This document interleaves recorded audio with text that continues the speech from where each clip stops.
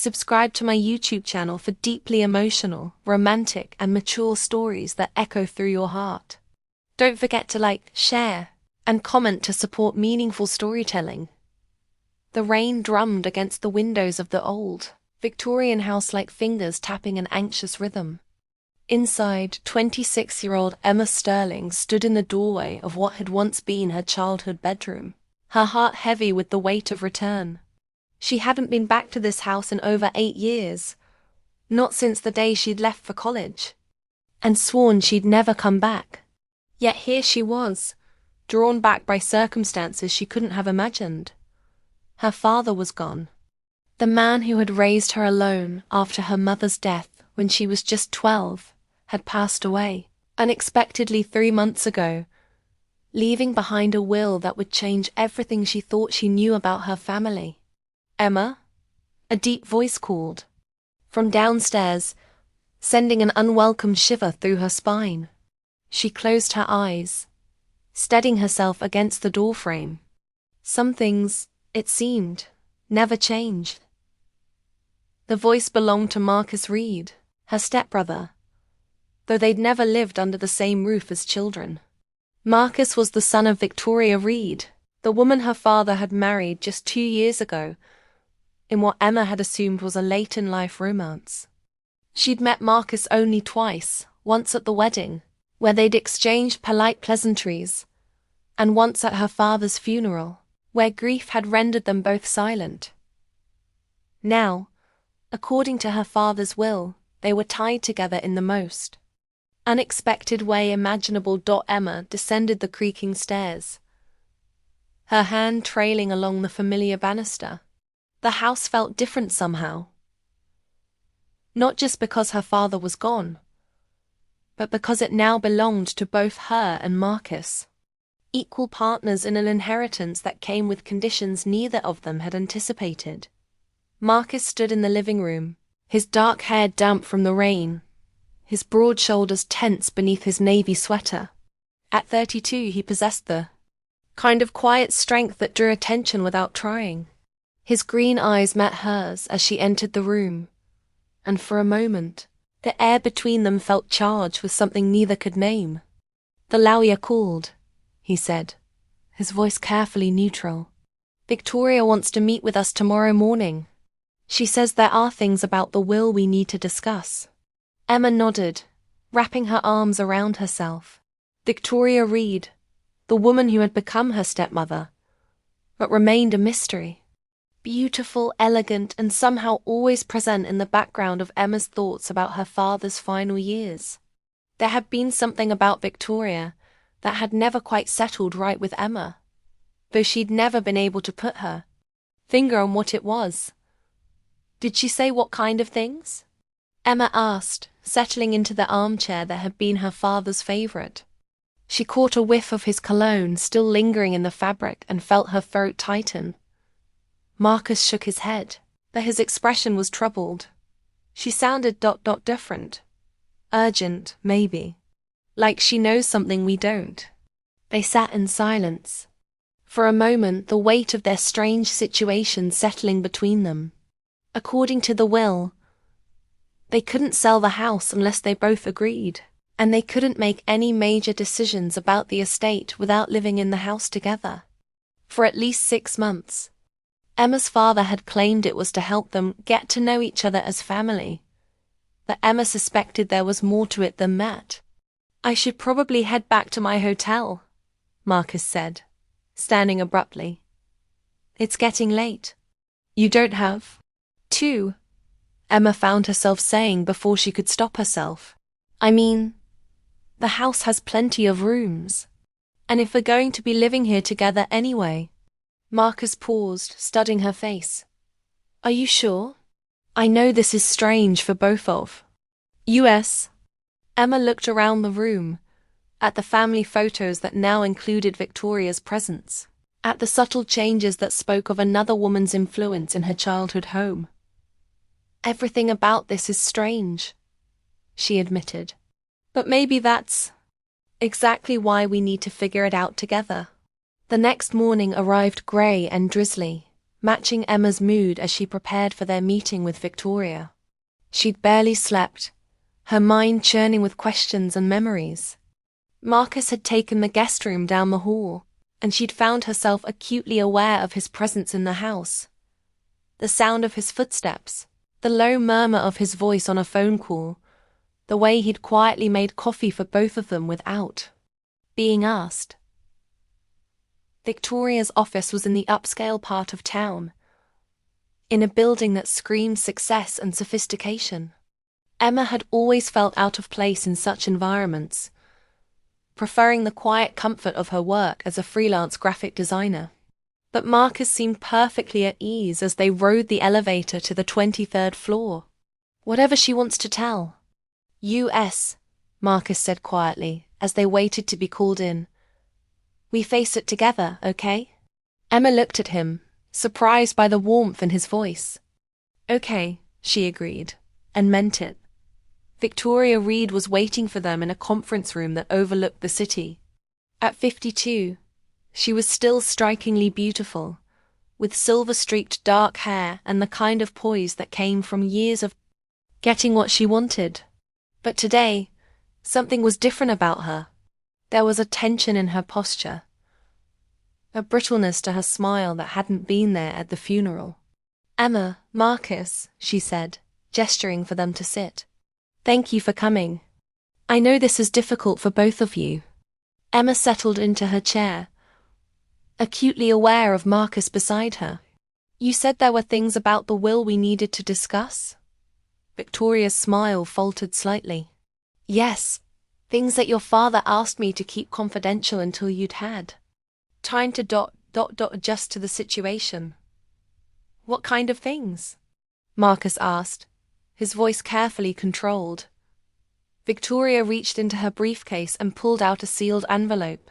"Your father was very specific about when I should give you this. He said to wait until you'd spent at least one night in the house together." Emma's heart began to race. "What does that mean?" "It means," Victoria said, her voice taking on an edge that hadn't been there before, "that everything you think you know about your father's intentions might be wrong."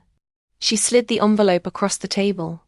Emma's name was written on the front, in her father's familiar handwriting, but underneath it, in smaller letters, were the words, "To be opened only in the presence of Marcus and Victoria." Emma's hands trembled as she opened the envelope. Inside was a single sheet of paper covered in her father's careful script. As she read, her face went pale. "Emma?" Marcus leaned closer, concern evident in his voice. "What does it say?" Emma looked up at Victoria, then at Marcus, her mind reeling. It says that the 6-month condition isn't just about getting to know each other. It's about double quotes." She swallowed hard. "It's about discovering whether we can build a life together. Real life. As more than just step siblings." The silence that followed was deafening. Marcus stared at Emma, his expression unreadable, while Victoria watched them both with an intensity that made Emma's skin crawl. "That's impossible," Marcus said finally. "We barely know each other." "Your father believed otherwise," Victoria said smoothly. "He believed that you were meant to be together, that the connection between you was inevitable." Emma felt heat rise in her cheeks. "This is insane. You can't just manipulate people's lives like this. Can't you?" Victoria's smile was sharp now, predatory. "Your father left very specific instructions. If you don't give the arrangement a genuine try, if you don't explore the possibility of a real relationship, then the house goes to charity, and both of you get nothing." "And how exactly are we supposed to prove we're giving it a genuine try?" Marcus asked, his voice dangerously quiet. Victoria's eyes glittered. "That's where I come in. Your father appointed me as the observer. I'll be checking in regularly, making sure you're both fully committed to the process."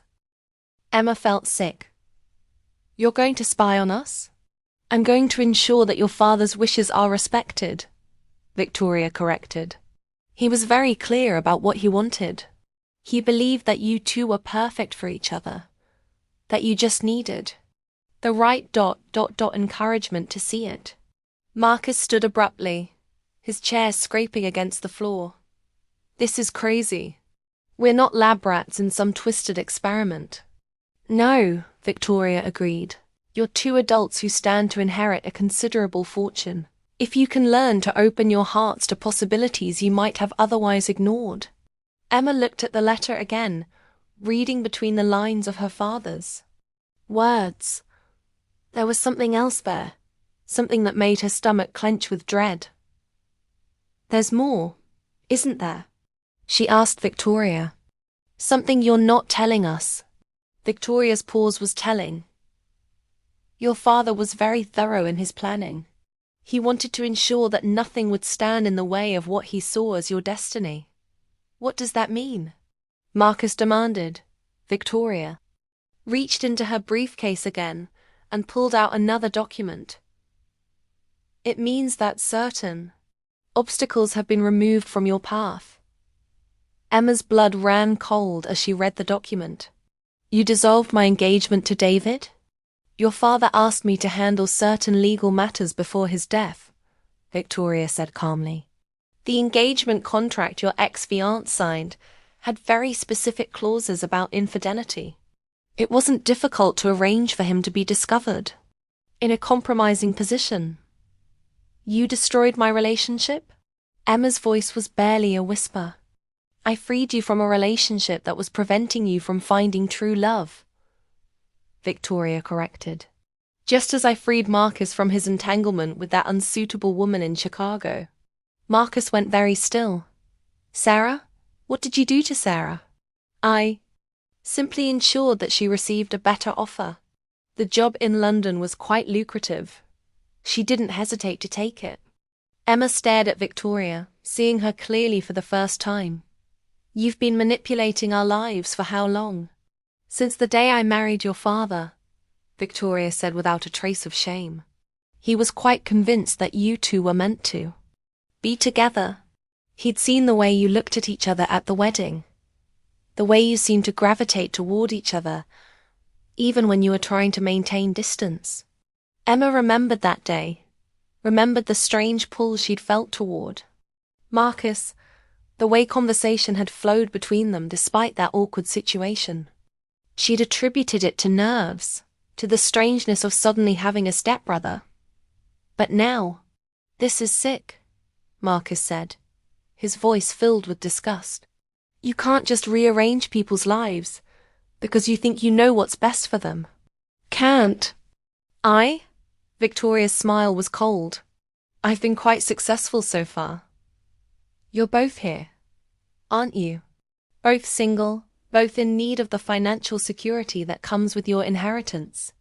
And despite your protests, you're both curious about what might happen if you let yourselves explore the connection that's been simmering between you for years. Emma felt exposed, as if Victoria could see straight through her. Because the horrible truth was, she was curious. She'd thought about Marcus more than she cared to admit over the years, wondered what it would be like to know him better, to explore the spark of attraction she'd felt, but never acknowledged. The choice is yours, Victoria continued. You can walk away now, forfeit your inheritance, and spend the rest of your lives wondering what might have been. Or you can honor your father's wishes and see where this journey takes you.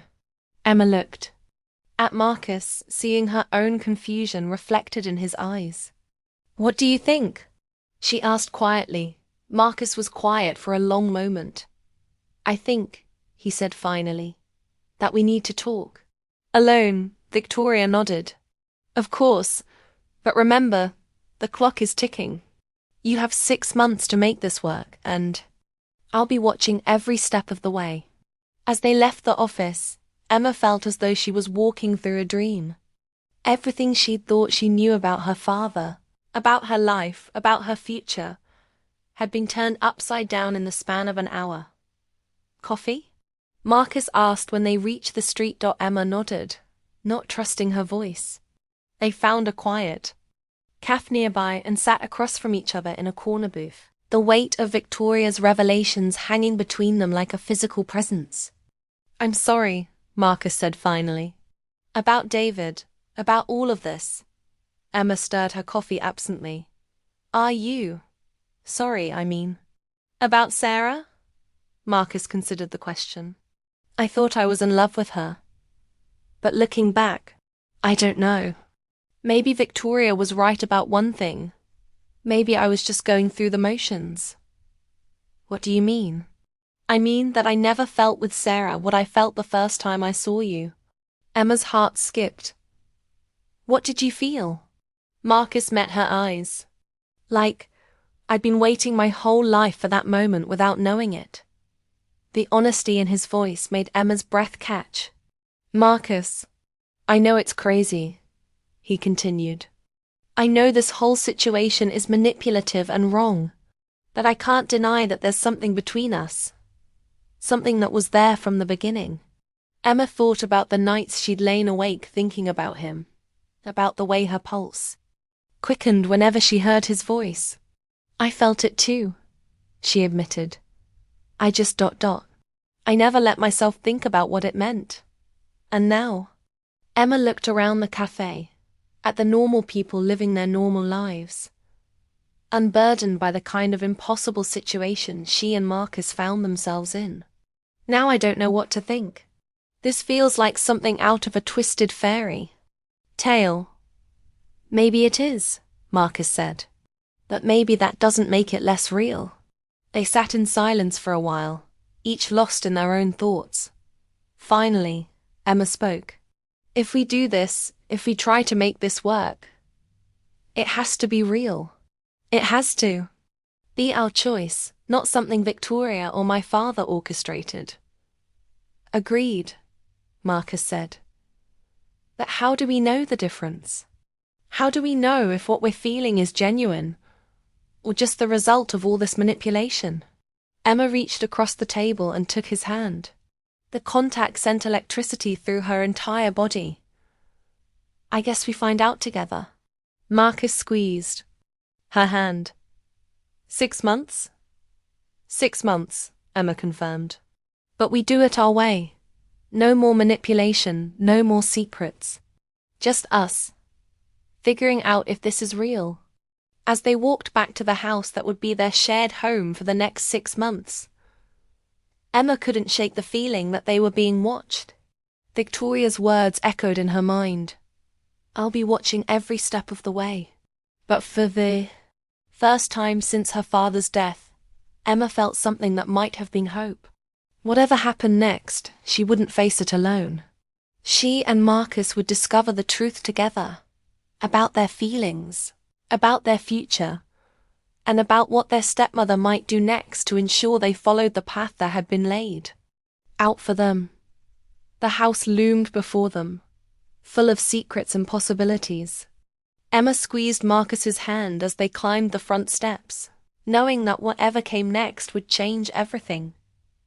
But perhaps, she thought as Marcus smiled at her in the grey afternoon light, change was exactly what they both needed. The real question was, would they be strong enough to resist Victoria's manipulations and find their own truth? Or would they discover that some forces were too powerful to fight, and that sometimes the heart wants what it wants, regardless of how it came to want it? Only time would tell. But as Emma looked into Marcus's eyes, she knew one thing for certain. The next 6 months would be unlike anything either of them had ever experienced. And somewhere in the shadows of their new life together, Victoria Reed was already planning her next move.